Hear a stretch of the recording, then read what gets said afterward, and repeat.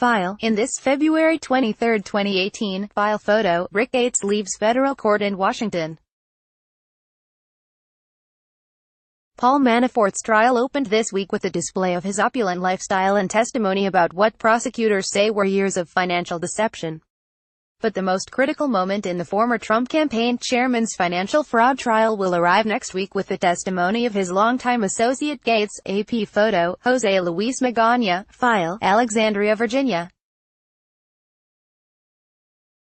AP, in blistering and aggressive questioning aimed at undermining the credibility of the government's star witness, a defense lawyer accused the protege of former Trump campaign chairman Paul Manafort of being immersed in so many lies, he can't remember them all, and demanded to know how a jury could possibly trust him.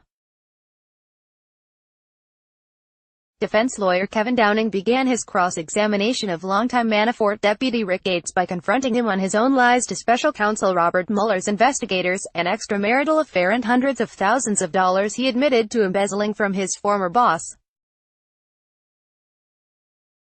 Downing also ventured into territory the two sides in Manafort's fraud trial have mostly avoided: discussion of Donald Trump's presidential campaign.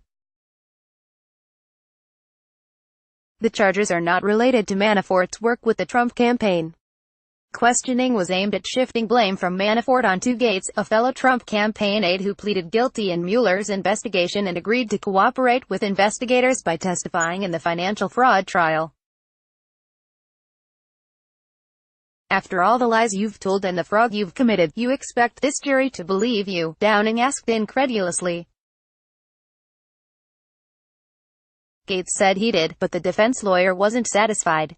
He scoffed at the idea that Gates had repented for his actions, in noting that prosecutors have said they won't oppose his bid for probation, and getting him to acknowledge he had not repaid the money he had taken from Manafort. After Gates described his theft as unauthorized transactions instead of embezzlement, Downing prodded him to use the latter term, and Gates ultimately relented, saying, "It was embezzlement from Mr. Manafort." Prosecutors had braced for the tough questioning by getting Gates to come clean about his own crimes. He told jurors how he disguised millions of dollars in foreign income as loans in order to lower Manafort's tax bill. Gates recounted how he and Manafort used more than a dozen offshore shell companies and bank accounts in Cyprus to funnel the money, all while concealing the accounts and the income from the IRS. But the grilling got more intense and personal Tuesday afternoon when Downing pressed Gates about a secret life he said was funded by embezzlement, including an extramarital affair that Gates himself acknowledged. Gates also said he may have submitted personal expenses for reimbursement by Trump's inaugural committee, which he helped operate. After Gates struggled to recall precisely what he had told Mueller's team, Downing asked if he had been confronted with so many lies that he can't keep his story straight. Downing at one point asked whether Mueller's investigators had interviewed Gates about his role in the campaign, prompting an objection from prosecutors and a sidebar conference with U.S. District Judge T.S. Ellis III. The defense moved on. Both sides have agreed to limit discussion of the campaign to avoid prejudicing the jury, though they did permit testimony about the overlap of a bank loan with Manafort's role in the Trump election effort. Gates implicated himself in broad criminal conduct on the stand, an apparent strategic decision by prosecutors to take some of the steam out of defense questioning. He told jurors he embezzled from Manafort by filing false expense reports. He also said he committed credit card and mortgage fraud, falsified a letter for a colleague involved in an investment deal, and made false statements in a deposition at Manafort's direction. Prosecutors summoned Gates to give jurors the first-hand account of a co-conspirator they say helped Manafort carry out an elaborate offshore tax evasion and bank fraud scheme. Gates testified that he and Manafort knew they were committing crimes for years, saying they had stashed money in foreign bank accounts and falsified bank loan documents. In Cyprus, they were documented as loans.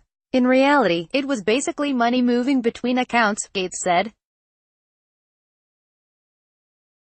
Manafort and Gates were the first two people indicted in Mueller's investigation into potential ties between Russia and the Trump campaign. Gates pleaded guilty months later and agreed to cooperate in Mueller's investigation of Manafort, the only American charged by the special counsel to opt for trial instead of a guilty plea.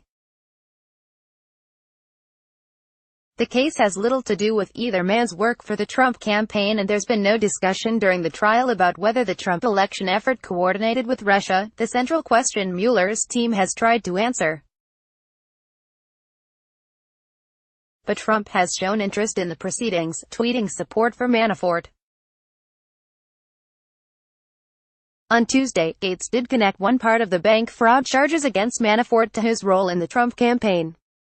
He said Manafort asked for tickets to Trump's inauguration so he could give them to a banker involved in approving a loan at the center of his financial fraud trial. Gates also said Manafort floated banker Stephen Cox's name for consideration as Secretary of the Army, a post he ultimately did not get.